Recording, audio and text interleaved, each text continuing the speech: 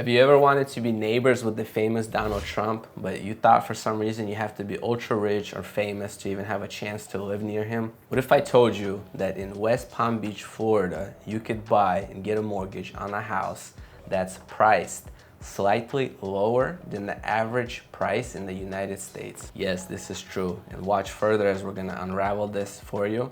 And I'm gonna show you the numbers live. Okay, so just some real quick statistics. So the average price home in West Palm Beach, Florida is $421,500. This is up 16% from the same time last year. Now homes sell for 56 days and about 25% of them sell below list price. Hot homes in the area do sell a little quicker, so 33 days. Redfin gives us a score of 26 out of 100 for this area. That's very low and it's probably one of the lowest that I've done on this channel. Now, really interesting statistics that we get from Redfin, just like all the previous statistics on my channel, is the amount of people that are making or doing online searches for moving out of West Palm Beach and also moving in. So this is a little bit flipped from the previous ones I've done on my channel. So 76% of people are actually searching how to stay in the city or looking for other places to buy to rent, while only 24% of people are looking to move in. And some of the top places are gonna be New York, Boston, and Washington, DC for people moving in. As far as schools here are really good. You're gonna find 8, 9s pretty much everywhere. There is some pockets where there might be a 5 or a 6, but for the most part, schools here are great. Natural hazard, well, I mean, it is Florida, so you can expect it's gonna have high chance of heat and then also high chance of wind. Let's go on to the next part of this video. I found a listing which I think you guys are gonna love. It's priced really good, it's new, it's spacious, priced really good. I don't know if I said that yet.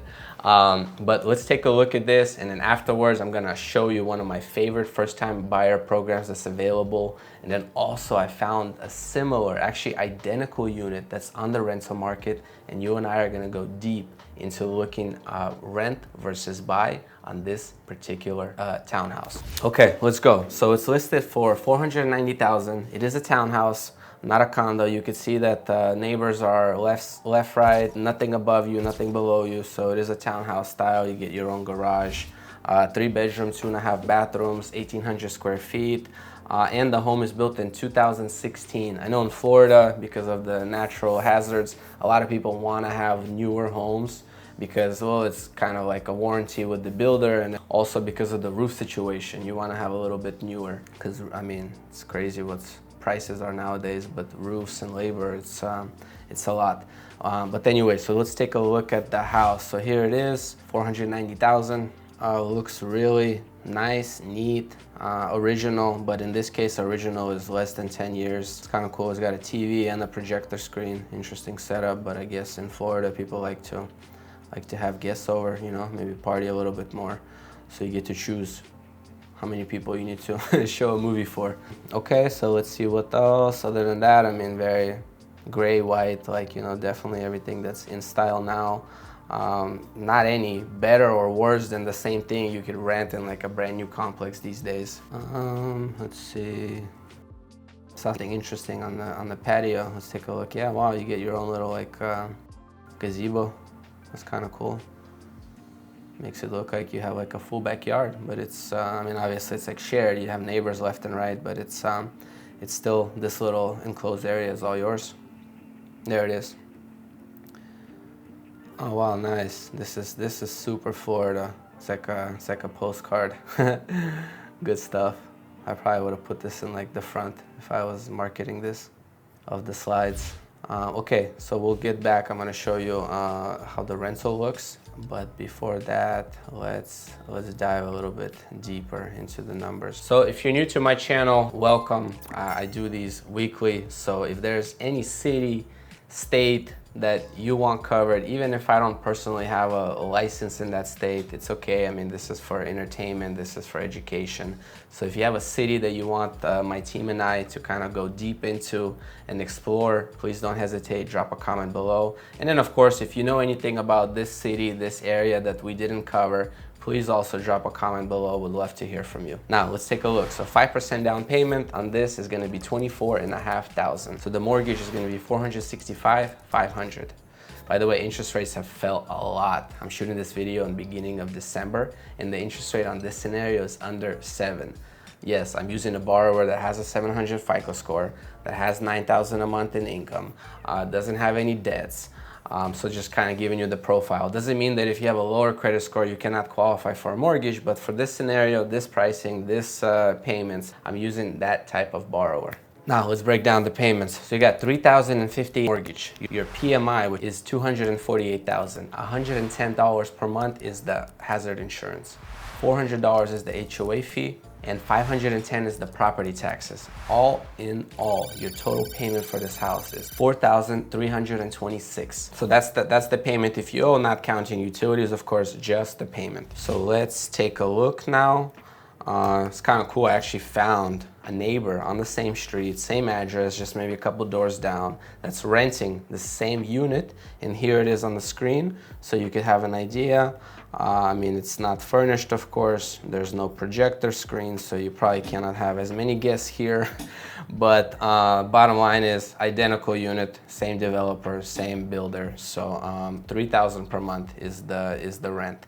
Now let's go back to the numbers, and then we'll go deeper into rent versus buy. Does it make sense, or like why do people even do it? So $3,000 per month versus $4,326. Yes, that's a difference of $1,326. I understand that. There's not many places now where you could cash on cash kind of like, you know, buy for less than renting. So that's true. So if you're renting the neighbors, obviously rent will go up. So if you're paying $3,000 per month now, $36,000 per year, in a couple years that number could be close to $3,500. Who knows? But that's kind of like the way things work. So prices go up, inflation, cost of living goes up. So that $3,000 is not forever. But as of now, so your difference is $1,326. Now, there's one key factor why so many people buy real estate and get rich. Portion that's going to your principal. Keep in mind, Americans always look at real estate, well, the smarter ones, the ones that understand how this works, how to get wealthy and how to grow wealth over time.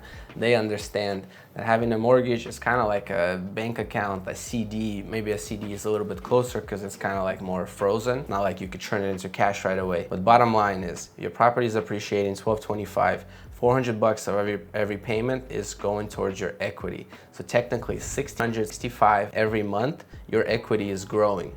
Now, this is what they call a forced savings account. It's money that's in the house. You don't really get it until you refinance, cash out, or you sell. But the bottom line is it's there, it's growing, and $1,600 per month, it's kind of a big deal in my opinion.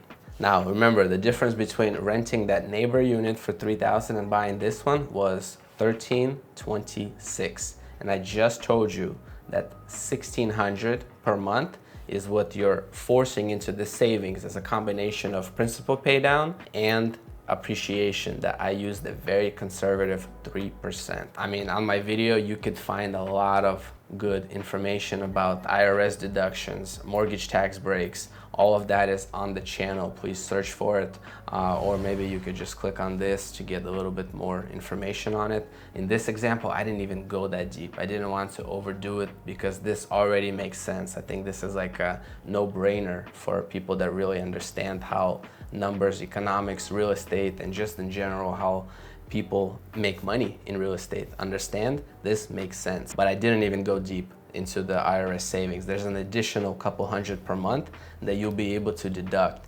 from your income tax if you occupy this property and you file an itemized tax deduction. But that's bonus, it's not even part of this. So these numbers could get even better if you decide to live in there and you start filing your taxes on an itemized basis. Now, question, just to end the video, like, do you guys still think it makes sense to like rent versus buy? I'd love to feel your feedback. So if you have anything to say about this, please drop a line below. Would love to hear from you. And not, then I'll see you next week on the next video. Thanks, guys.